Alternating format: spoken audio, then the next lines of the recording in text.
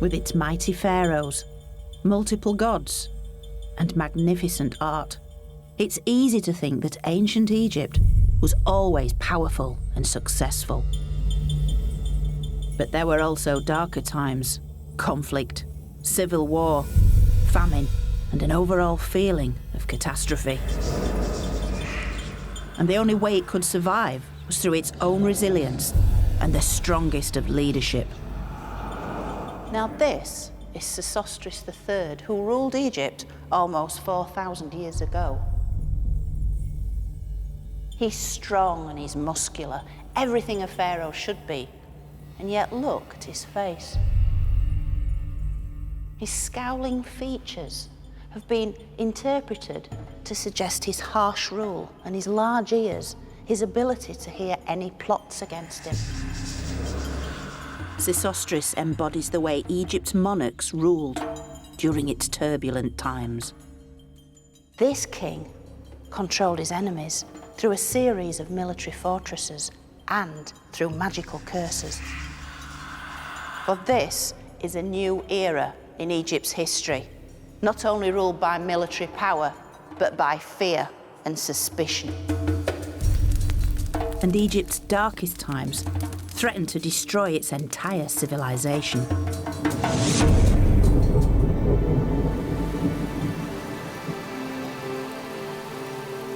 I've already explored how Egypt's ancient culture began thousands of years earlier. Blessed by the River Nile and a rich natural environment, and a society united by a complex ideology.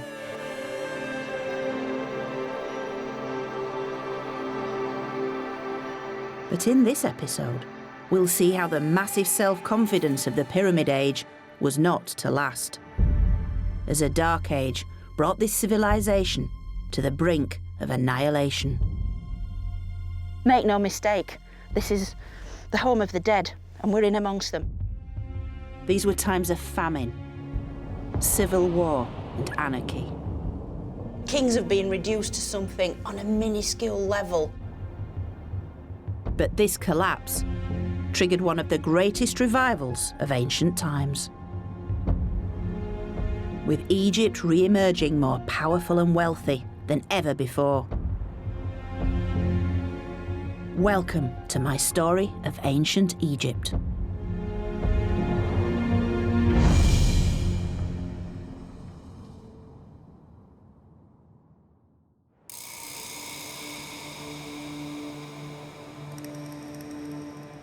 Saqqara, where Egypt's great Pyramid Age began. But among its glories, there's also evidence of a far less well-known side to Egypt's story.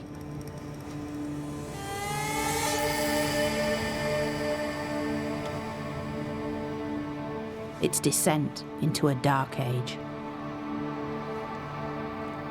The zenith of Egypt's Old Kingdom was the Great Pyramid at Giza, and only 200 years later, King Unas' causeway was created. It might not look much today, but it's the highlight of Unas' pyramid complex, a 750-metre-long causeway which symbolically connected life and death.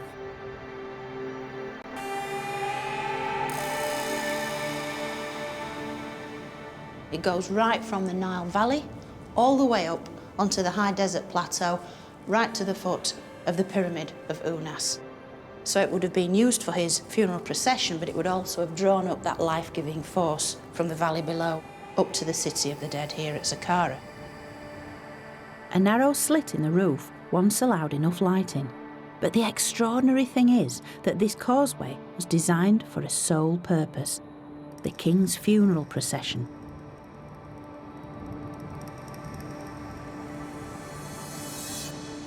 Carved upon its walls are scenes revealing both sides of life, the forces of order and of chaos. It first portrays an idealised version of Egypt, a time of plenty.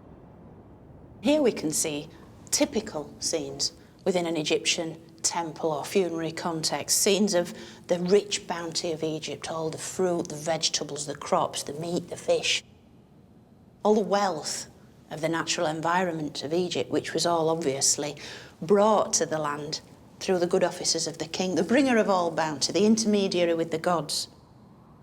But also this causeway contained something rather more disturbing, evidence that dark forces were at work.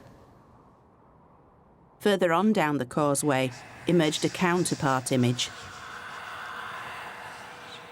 The flip side of bounty. An image so unusual, it's now displayed in Saqqara's museum, and it really is one of ancient Egypt's most haunting and revealing works of art. Here we see these dark forces at work. What we have are two rows of emaciated victims of famine. These poor people, they're weak with hunger, they're falling down, they're suffering. And this is basically ancient Egypt coming face to face with reality, because these are believed to be the Bedouins who inhabited the desert fringes of Egypt. So it's as if this kind of idea of suffering, the forces of chaos, are on the periphery of Egypt, but they're getting ever closer to the Nile Valley. Egypt is starting to waken up to the fact that chaos isn't all that far away.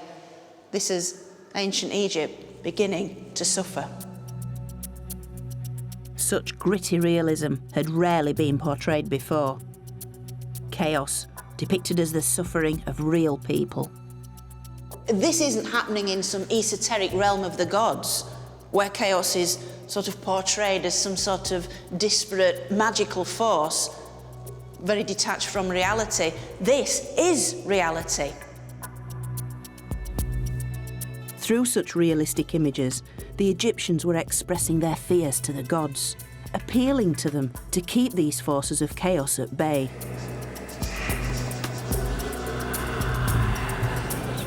But instead, the starving famine victims would turn out to be a chilling omen.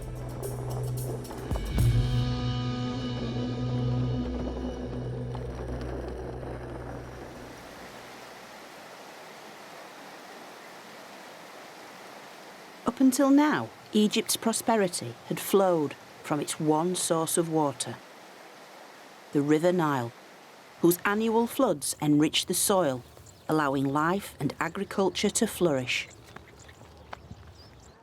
This natural abundance was the very bedrock on which Egypt and its perpetual world order was able to thrive. But this lifeblood was about to run dry. Evidence shows that at the end of the 3rd millennium BC, the Nile flood levels fell dramatically. As the very thing that brought them life began to diminish, the Egyptians believed that their gods had begun to abandon them. And for the next century, the ancient texts talk of suffering, starvation, and even cannibalism.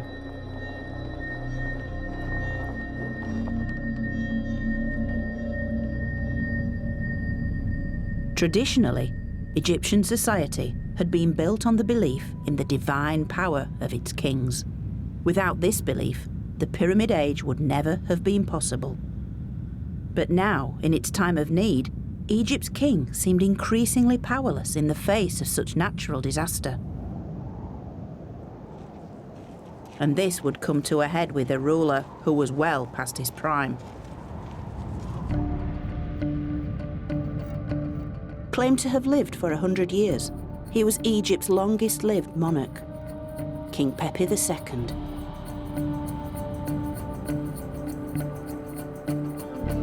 And this space was once a ceremonial running track, the type of place where Pepi would have to display his physical prowess to prove himself to his people. Now, when any pharaoh had celebrated 30 years' reign, they had to perform the Jubilee ceremonies, and this involved running the ceremonial Jubilee race, 4 times round this circuit as King of the North, 4 times round the circuit as King of the South. It was the ultimate public display of their fitness to rule and their strength. It really showed who was in charge of Egypt. But that's where Pepi's advancing age would eventually let him down. Of course, when Pharaoh was relatively young and fit, this would have been a great celebration.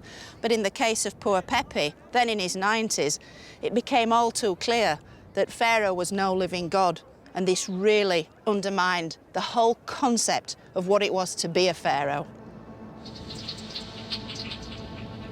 Clearly as mortal as his subjects, any natural disaster must have seemed the fault of this less than superhuman king.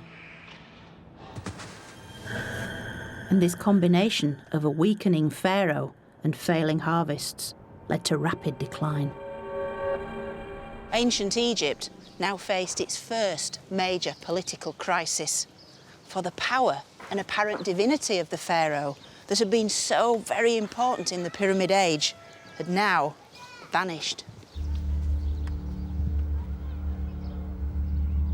Everything that bound Egyptian society together had begun to fall away, and Egypt was plunged into a dark age.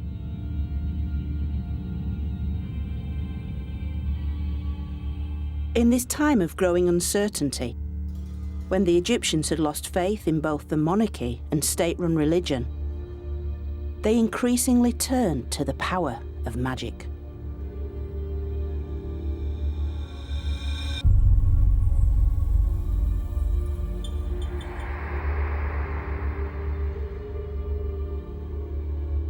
This is a rather unsettling thing. It's an ancient Egyptian mask. It's almost 4,000 years old, and it's made of linen, covered in a thin layer of plaster, and then painted predominantly black with colours picked out on various features. Of course, the Egyptians are well known for making elaborate arrangements for their afterlife. The death mask, placed over the mummified body, recreated the features of the dead to make them recognisable to the gods. But this mask is different. It was made to be worn by the living.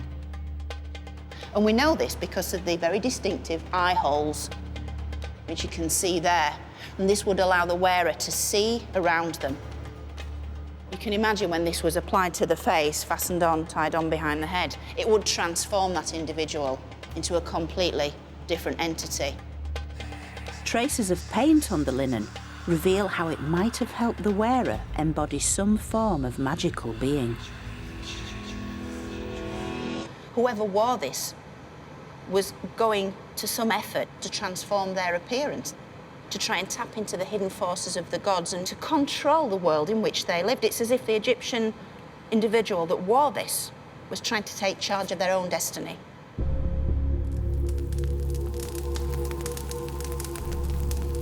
But the mask isn't the only evidence of magic. For in their dark ages, the Egyptians increasingly began to write out curses and spells on pots and figurines. Scrolled across one was the curse, "Die, Henui, son of Intef," a form of magic sufficiently small scale to be performed within their own homes. And one of the most graphic ways they did this was to take a piece of clay or a simple pot like this one and write upon it the thing or the person that they wanted to control.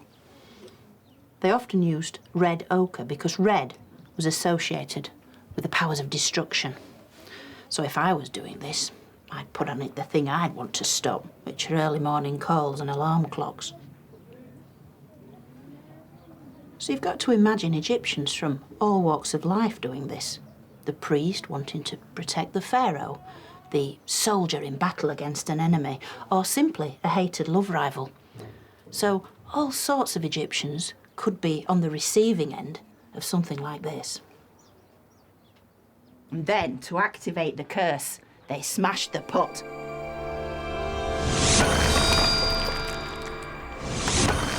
It was a symbolic act to annihilate the name of the enemy, and therefore to control that enemy.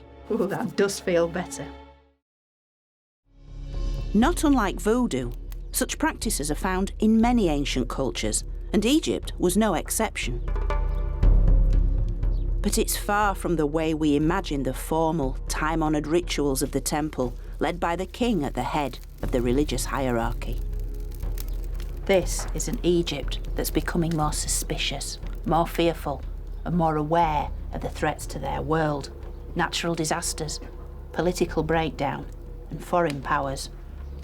And this little wax figurine is a means to control anyone that threatens the balanced order of Egyptian life. Welcome to the Age of Fear. A time when every element of Egypt's worldview was in doubt. Their faith in their king, in their land, and even in their gods had all faltered. This is one of the lowest points in Egypt's long story, and its effect reverberated throughout the Nile Valley. The king, traditionally based in the north, was no longer the source of wealth, so royal officials abandoned court and relocated back to their hometowns throughout the country. Disunited, Egypt reverted back to how it had been 1,000 years earlier, breaking up into a series of local regions called nomes. And now a new kind of leader emerges to dominate the Dark Ages. No longer a single king, but multiple warlords.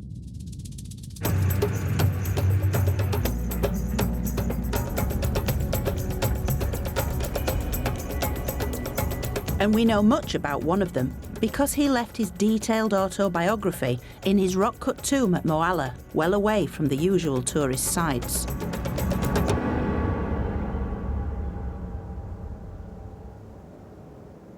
His name was Ankh-Tifi.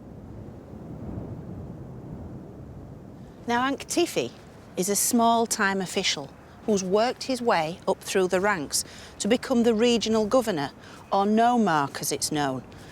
And in the decline in central government, the power vacuum that opens up is now filled by the Ankh-Tifis of this world. Ankh-Tifi's tomb is quite modest by ancient Egyptian standards, but its interior walls tell of his rise to power. And Egyptologist Gary Shaw is going to help me unravel Ankh-Tifi's story. You can see the man himself. Ah, the great man. The great man carved, standing there. He's got a great hairstyle. He does. That is lovely. I'm liking him already. Yeah, the man himself, he has a great tomb as well. The hieroglyphs and images that fill the walls reveal how Ankh-Tifi exploited the power vacuum at the end of the Pyramid Age, reducing the king to nothing more than a footnote. The only time you see the name of a king in the entire tomb is right here. This tiny little cartouche. Oh, it couldn't be any smaller. Look at the size of that. This is Neferkare, and that's it. Is that it in the old tomb? The old tomb, the one mention of a king. And just, I think that really emphasises just how important he thought he was alone. He didn't need to mention the pharaoh. He didn't need to say that the king told me to do this, so I did this because of the king's favours. He just did it himself. That is extraordinary. I think that cartouche alone of everything in the tomb encapsulates this whole period. Kings have been reduced to something on a minuscule level, and the local rulers are shown on a huge scale, and it's all about them, isn't it? Ankh-Tifi had enhanced his own political career and wanted to ensure the gods were in no doubt as to his importance. So the elaborate language, once exclusive to the king, was now part of Ankh-Tifi's own boastful propaganda. This warlord was an egomaniac. He also says that he's a hero without equal, without peer. And you get that here. I'm a hero without peer. And pretty much almost every inscription in this tomb ends or includes this statement at some point inside. And what did he do to kind of justify these claims? He emphasises all the good things he did for the people. This was meant to be a time of drought and famine, so we're told in the texts, and he tried to guide them through this. He was managing it by feeding everybody and doing all sorts of good things, giving bread to the hungry, ointment to those without ointment, and sandals for those who were barefoot, and wives for those without wives. So it's basically telling us about a time of turmoil. Yeah, but he's probably just over-exaggerating, because the more he exaggerates just how awful it is, the more great he looks when he says, well, these are the nice things I did for everybody. Yeah. And you get this here. He talks about the entire south dying from hunger. Oh, look at that. That's Yep. a really graphic hieroglyph. I love that. The guy falling over, Oh, dead body. He's definitely dead. Yes. But then it gets even worse. It says that every single man is eating his children.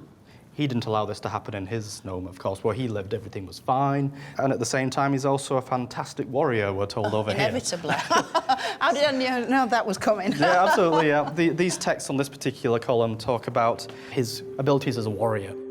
In his biggest boast of all, Antifi, the local hero, almost claims the status of a god. I am the beginning and the end of mankind, since nobody like myself existed before, nor will he exist. In Egypt's Dark Age, warlords like Antifi had replaced the real kings of Egypt. And Antifi's delusions of grandeur, so vividly expressed inside his tomb, are even more emphasised on the outside because he chose burial inside a rock shaped like a natural pyramid. He wanted to be the local pharaoh. And in a way, he was, because whoever fed and protected the people also led the people. But as the power of warlords like Antifi grew, so did the conflicts between them. And over time, as they either defeated their neighbours or formed alliances with them, two separate dynasties of warlord kings emerged. One in the north at Heracleopolis, where they wore the red crown of Lower Egypt, and one in the south at Thebes, symbolised by the white crown of Upper Egypt. Egypt was a divided kingdom of two lands, and between them lay a war zone.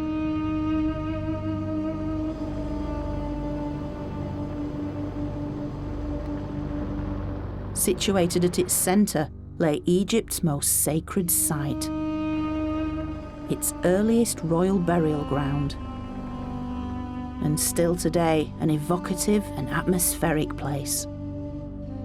This was the resting place of Egypt's first kings, whose mummified bodies were buried in elaborate burial chambers beneath the desert floor. A safe place for their souls, or so they thought.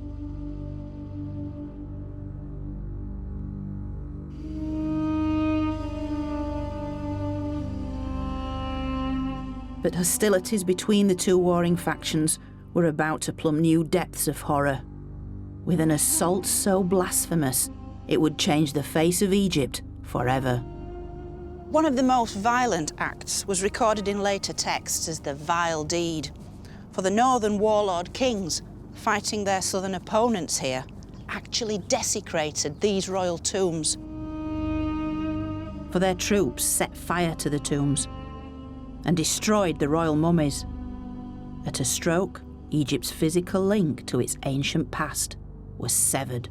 Such an act of desecration was completely unimaginable, and the Egyptian people were rightly appalled. Although the northern kings deeply regretted what their troops had done, the destruction was irreversible, and the origins of Egypt's royal past lost forever. Of course, the problem with such times of destruction is that there's very little left of them for us Egyptologists to find. But clues do remain if you know what you're looking for. Today, what's left of the violation of this royal burial ground is surprising. Thousands upon thousands of broken pots. Although most are not part of the destruction itself, they represent centuries of atonement for the loss of Egypt's physical connection with its past.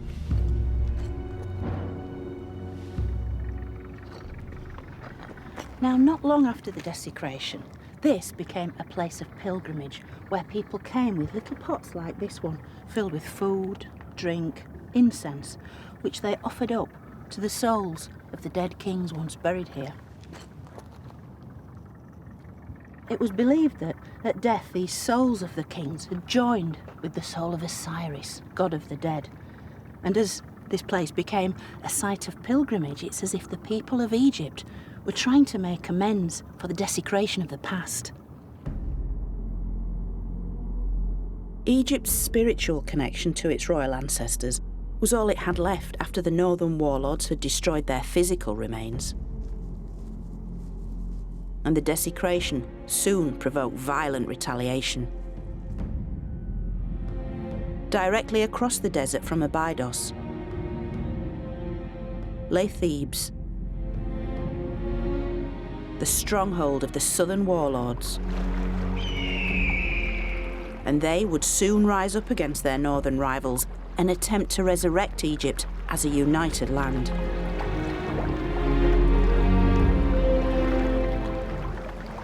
Back in 2000 BC, Thebes was a one-donkey town, and yet its warlords had two distinct advantages over other leaders. They lived on a bend in the Nile called a Kenna Bend, a strategic control point of rich farmland.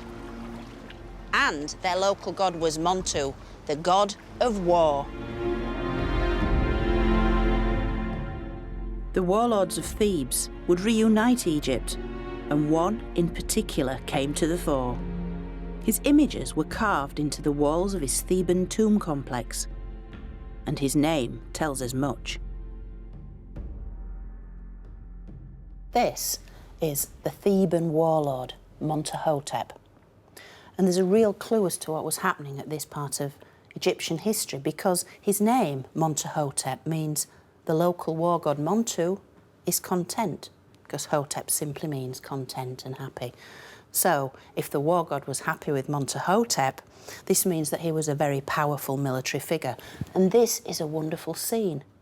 There are a lot of little clues here to tell us what's going on. And if you look really closely, you can see hands embracing him, flanking him at his back, at his front, around his middle. He's been embraced by the gods, chief amongst whom is Montu himself. And there he is. He's nose to nose with the king. He's giving him the breath of life and infusing him with his own divine power. It was the power of victory, one that finally brought an end to Egypt's first dark age. Montuhotep really did live up to his name as a true son of the war god, because he took his armies north, he conquered the north, and he reunited Egypt. But best of all, he's got the red crown on. And this is the red crown of the north, because Montuhotep is declaring to the world, I might be a southerner, I might be from Thebes, I should be wearing the white crown, but look at me now, I have the red crown. I am the king of the north and the king of the south, and I have reunited Egypt. As Egypt's new king, he became Montuhotep II. But his victory came at a high price. The grim details of what his soldiers went through can be found on Thebes' west bank at Deir el-Bahri. It was inside one of the tombs here that the remains of Montuhotep's warriors were uncovered in 1923. Their bodies silent witnesses to Egypt's civil war of 4,000 years ago, which careful analysis revealed in fascinating detail. Now, the archaeologists found around 60 bodies in the tomb, and these are the original excavation photographs. All of them had been naturally preserved, naturally mummified in the hot, dry climate, so you've still got the skin and the hair. And crucially, evidence of how these men had fought and died. Some of these bodies had been pierced by arrows. This one goes right into the left side of the chest. Others had actually been buried with these leather wrist guards that archers use. 10 of the warriors had been killed with ebony-tipped arrows. But in others, the wounds are even more brutal. You can see here somebody's hit this man on the head with a real whack, and you can see this very, very graphic area of damage there. And after these series of furious blows have been rained down on these poor guys, they lay helpless on the field of battle, their bodies picked at by vultures. You can see here the dreadful damage. It's such a profound image. The bodies reveal evidence of the weapons used against them as they fought for control of Egypt. arrows, slingshot, and even rocks had been hurled at the warriors from above. Eventually, their bodies were collected from the battlefield and carefully wrapped in linen. This linen bore the insignia of the Theban tomb complex belonging to their leader Montahotep. But just as significant as the bodies themselves was where Montahotep chose to bury his fallen heroes. Today, the warrior's resting place is a little-known sealed tomb. But 4,000 years ago, Montahotep honoured his dead soldiers with a burial amongst the graves of his highest officials, making them part of his monument to victory. The new king had created what could well be the world's first known war cemetery. Now, I'm lucky enough to have been given special permission to see Montahotep's soldiers for the first time. These guys are going to be taking down the tomb wall for me, allowing me to actually meet the very people who fought in Egypt's civil war around 2000 BC. So I am very, very excited.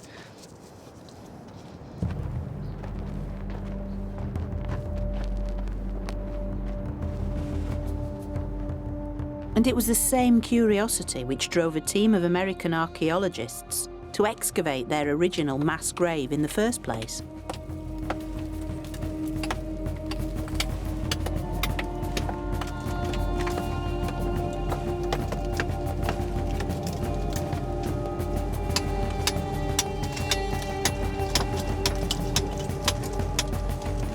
Now reburied in a neighbouring tomb, the bodies of Montahotep's soldiers have rarely seen the light of day since their discovery over 90 years ago. كله تمام ولا؟ كله تمام. شكراً جزيلاً. شكراً. مية مية. Now, this is really, really super frustrating, but in the interests of health and safety, I can't go in there immediately, much as I really want to, because all the stale air's built up as the wall's being sealed, and we've really got to let this out with all the fungal spores and the bacteria and everything else that's so detrimental to health. Early Egyptologists tended to rush straight in and risk the so-called pharaoh's curse, so a little waiting is essential.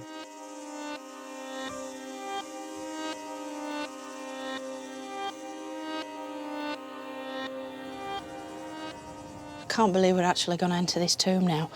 It's one of those rare moments you get in a Egyptological career into a tomb that's hardly ever visited. The wall had to come down, and who knows what we're going to find inside, because I certainly have never seen this before, so it's a very, very special moment.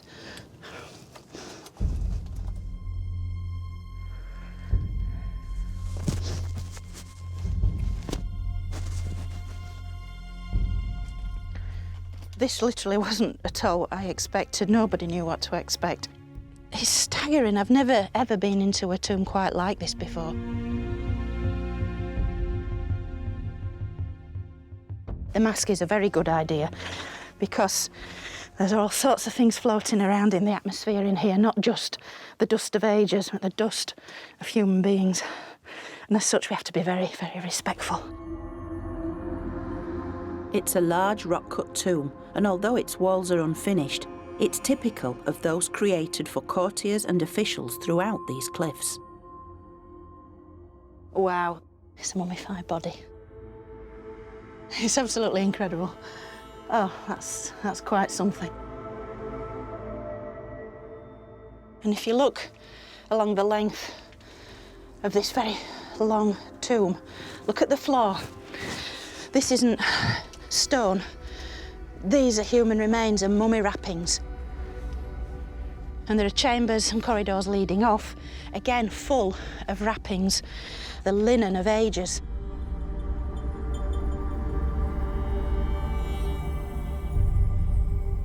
Some of it is claimed to be the very linen that bound the bodies of Montahotep's warriors to help preserve them for eternity. But at first glance, it's hard to get a clear picture, for this particular tomb seems to have been reused many times during Egypt's long history. Part of a shoulder. You see the way the skin's folded and dried out. partial human body, still with much of its soft tissue intact. It hits you immediately in the face and you're confronted with what a tomb is all about. Make no mistake, this is the home of the dead and we're in amongst them. It's a very, very emotive and powerful place to be. But what's striking is how little is left of their bodies. Like many other tombs up and down the Nile, they've been subjected to centuries of looting and damage. And amongst all these linen wrappings and debris and the human remains themselves are the tangible remains of these men who died so bravely in their efforts to reunify Egypt for Montuhotep, their leader.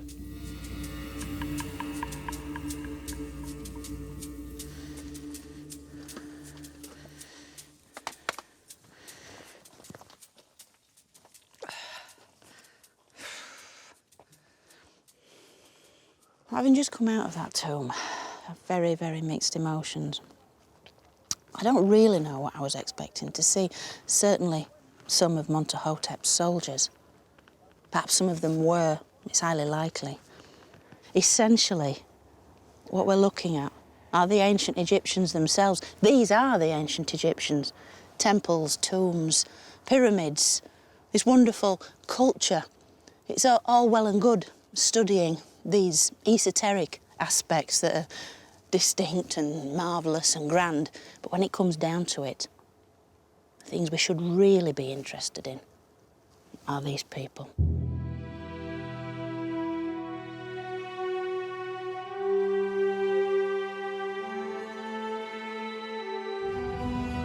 Montuhotep's reunification of Egypt marked a new beginning, the dawn of what would become known as the Middle Kingdom.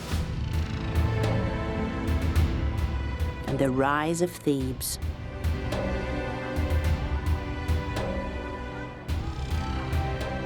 Montuhotep made it the new spiritual heart of Egypt. And it would stay that way for the next 2,000 years.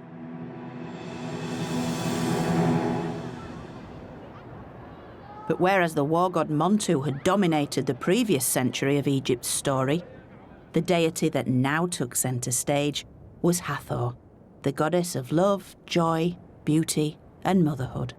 The goddess whose origins can be traced right back to the earliest of times. And believing that Hathor dwelt in the cliffs of Deir el-Bahri, Montuhotep chose this site not only for his war cemetery, but for his own tomb complex. It was Montuhotep that first built here, in this dramatic place where the cliffs meet the desert. Believed to be the home of the goddess Hathor herself, it was a fast track to the afterlife. And for Montuhotep and his men, who'd lived and died by the war god Montu, they all now rest in the eternal embrace of Hathor.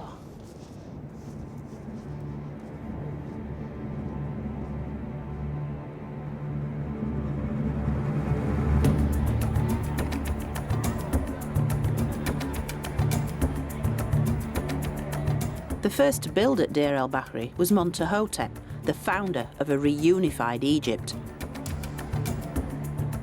He was so influential that almost 600 years later, female pharaoh Hatshepsut built her own funerary temple right next door to tap into the religious and political power of her illustrious predecessor.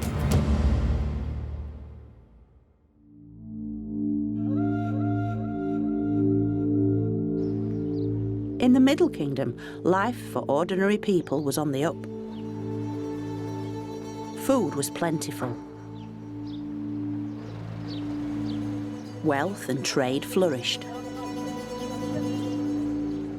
And farming was revitalised with new irrigation systems.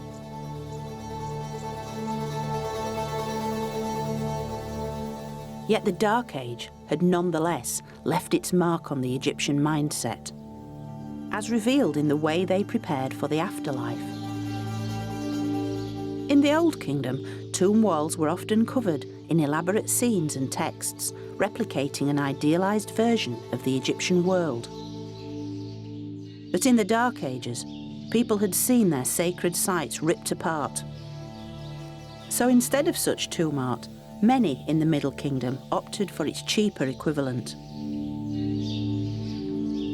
with something much smaller and much more intimate.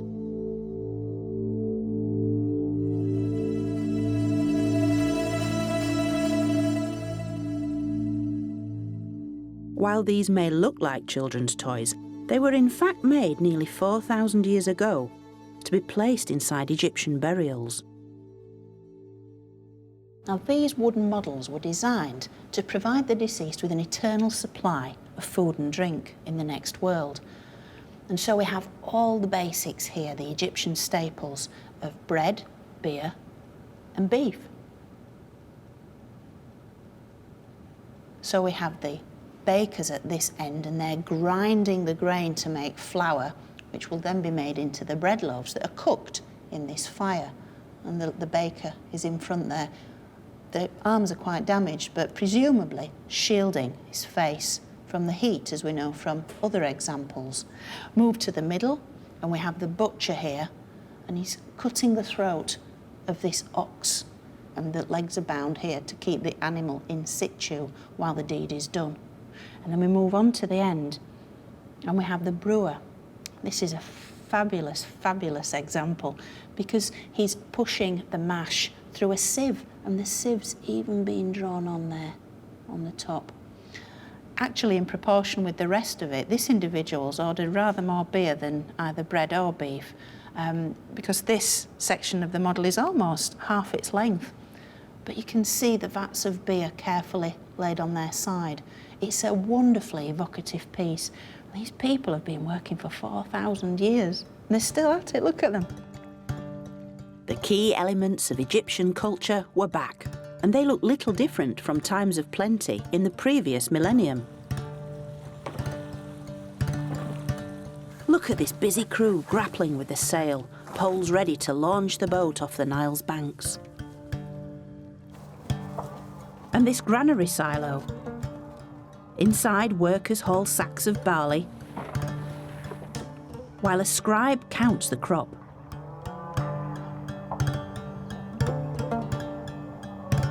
And of course, there are also female figures.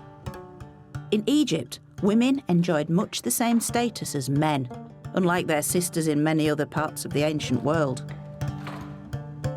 They're also producing one of the Egyptian staples, but linen, the cloth, which was used to make pretty much every Egyptian garment. When you see this standing woman here, she's spinning the thread with this spindle.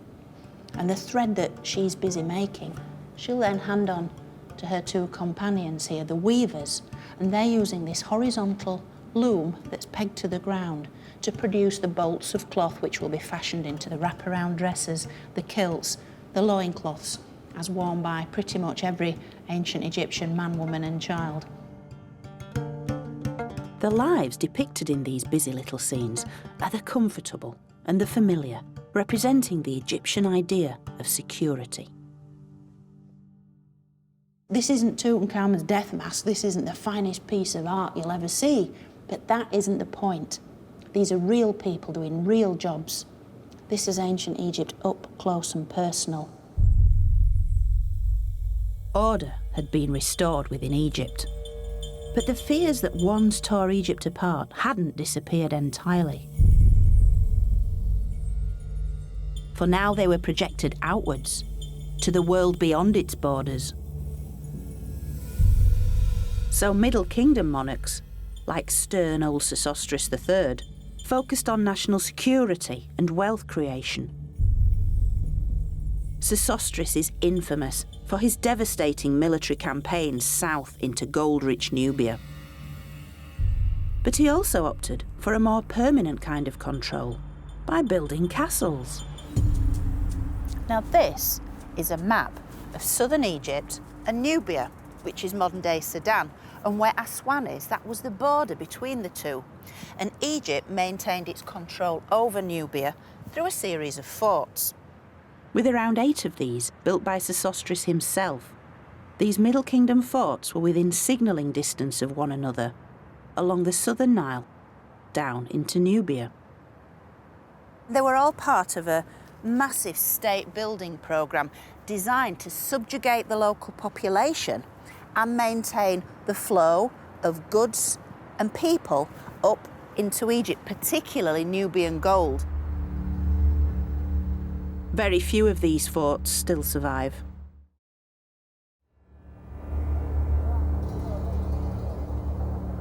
These are some of the last images ever recorded of the largest at Buhen. It was filmed in 1962 during its excavation. And after the creation of the Aswan Dam, these massive mud brick walls disappeared forever beneath the waters of the new Lake Nasser.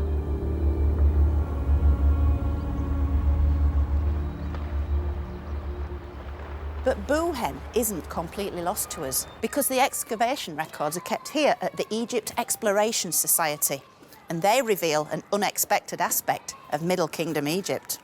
As well as photographs, they hold architectural plans of the fort drawn up during the excavations, giving a real insight into the immense scale of the Egyptian crackdown in Nubia. Hiya, Chris. Hi, Jo. How are you? I'm well, thank you. Good. Oh, this looks like an amazing photograph. Yeah. What does it actually show? Well, this is an aerial photograph, Jo. So what we can see here, along the bottom, this strip is actually the river Nile. And then right on the banks of the Nile, emerging from the sand here, we see this square outline of the massive fortification of the site of Buhen. But once the excavators began to uncover the full extent of what we could see, this is what they came across. That just looks like a medieval castle, doesn't it? Very rarely do you think ancient Egypt, oh yeah, castles. And yet, here is the evidence in front of us. Absolutely. Designed to keep the enemy out, Buhen shares features with the castles of Europe, but all constructed 3,000 years earlier. Most astonishing of all is its sheer size. There's a little scale on this map, gives you an idea. This is roughly 100 metres. So just the Nile-facing wall here is well over 400 metres long. And if you think about the Great Pyramid of Khufu at Giza, that's 200 metres along the base. So we're talking about the length of two Great Pyramids along here. The total circumference of this wall is well over a mile. And the walls, these outer walls, are 11 metres high. Inside which you could fit around 20 football pitches. Because as well as controlling the Nubian gold supply, Egypt intended to rule by intimidation. This is the Middle Kingdom's great monumental architectural statement. Pyramids, monumental tombs, were not really the kinds of buildings they needed. What they very much needed were these heavily fortified fortress towns to guard the frontier of their territory. When this fortress arrives in the barren, empty desert landscape in the Middle Kingdom, this would have been a massive statement. Something very, very big, powerful, strong, scary has suddenly arrived in the desert. So anybody travelling from Nubia north into Egypt has to sail past this, and this would have taken quite a while to sail past, wouldn't it? Absolutely, yes. Imagine looking up, you're in a little boat on the Nile and you're looking up and up and up and up, Yep. and you can see all these arrow slits, people training their arrows perhaps on you, just, you know you're being watched. It's Yeah, that big exactly. brother mentality, isn't it? Exactly.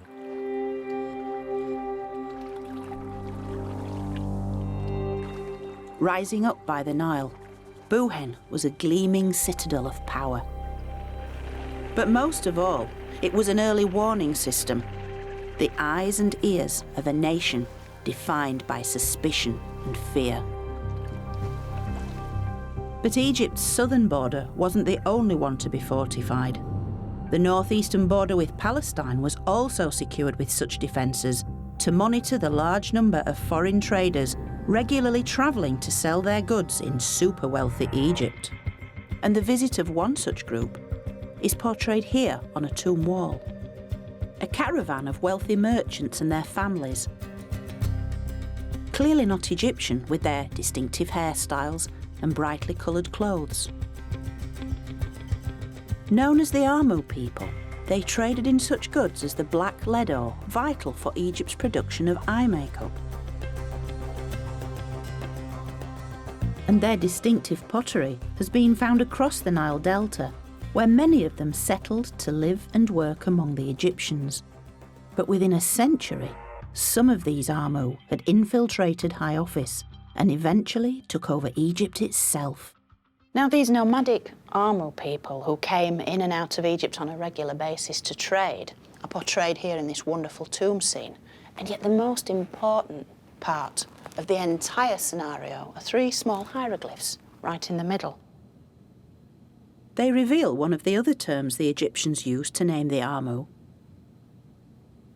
It's basically a crook, a sceptre, and that's written with two symbols, and that's pronounced Heka. It means ruler. And then the third of the three symbols is kind of undulating uplands, which means desert or hill country. Basically, the Egyptians used this symbol to denote a foreign land. So you put these signs together, ruler of foreign lands. And this really is the clue to what happened next, because these Amu of Palestinian origin eventually became the Hyksos. The Heka Hassut are the Hyksos, and they ruled Egypt from the north between 1650 and 1550 BC.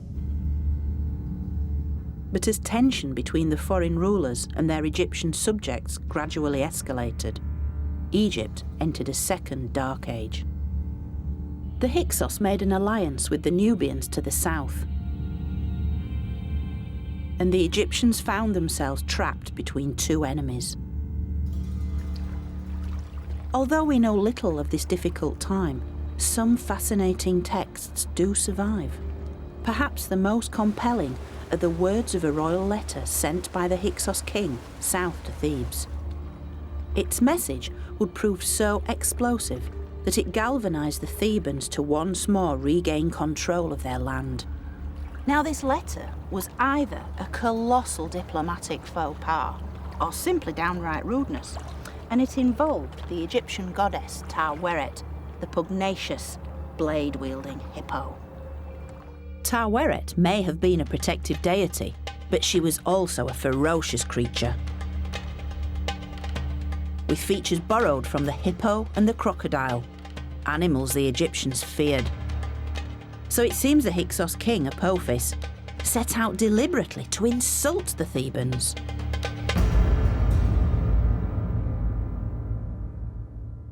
Now, the letter takes the form of a complaint in which Apophis is basically complaining that the bellowing of the sacred hippos in Thebes is keeping him awake at night.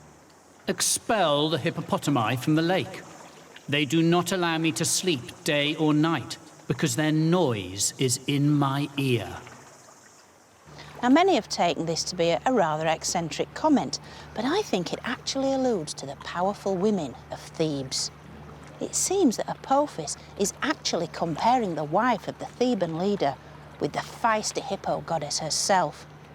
And soon it will be the Thebans who would decide that the Hyksos had had their day. They had to go. And soon this war of words had escalated into armed conflict between the two powers.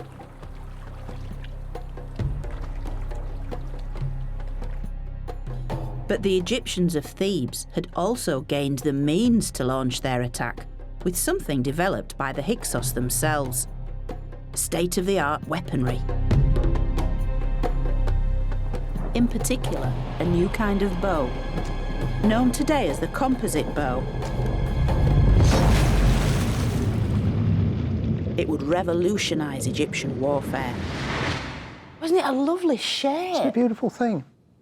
This may look like a bow made of solid wood, similar to those the Egyptians had always used. But the secret of the composite bow is all down to the elements within. It's composite because it's made out of different materials all joined together. So there's a wooden core forming the centre of the bow, but inside the curve, on the belly of the bow, is horn glued onto the wood, which forms a really powerful spring. So the cow horn will go there? Yeah, that's right, on the inside of the curve. And then on the outside of the curve, an even more unpromising material, sinew, which looks like something the cat would enjoy. And then it's all covered over with birch bark to protect the glue from the elements. Before the Hyksos occupation, the Egyptians had shot arrows from bows carved from solid wood. They were quite large, unwieldy, and only effective at fairly close range. But in the composite bow, animal horn added flexibility and the sinew strength. It's a clever combination of ingredients, isn't it? Making it the ultimate in ancient archery. It just asks you to do that, doesn't it? It does. It's fabulous. There's a real sense of power behind this, isn't there? It's a beautiful thing. Let me show you. So this is why it's such a game changer, really, because it's a bow that you can use. It's quite short, you can use it in a chariot, and yet... Whoa, that was brilliant! Well done. The composite bow was easier to handle and shot faster arrows with much greater accuracy. The Egyptians had little choice but to adapt or remain an occupied nation. So by copying the new military technology, they were eventually able to push the Hyksos out of Egypt, all the way back to Palestine, securing Egypt's northern frontier once again.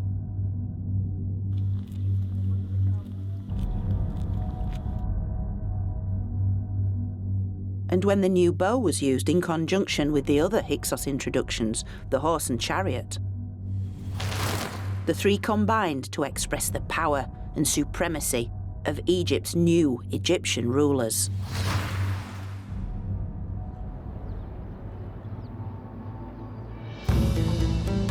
This marked the start of the New Kingdom, which began when the powerful Theban leaders took the throne.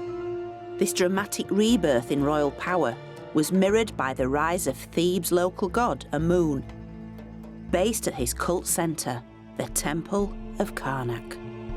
And it would be Amun who now protected Egypt and its kings. Yet thanks to the Hyksos legacy, these were a new kind of king. And it's on this temple's walls we can clearly see the effect of the Hyksos occupation.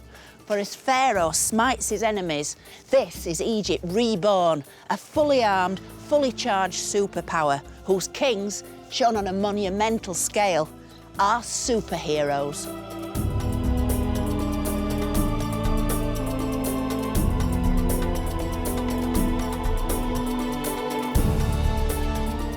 Over some 800 years since the Pyramid Age, Egypt's story had been one of upheaval, collapse, finally rebirth. The Egyptians had reclaimed their culture and entered a truly golden age.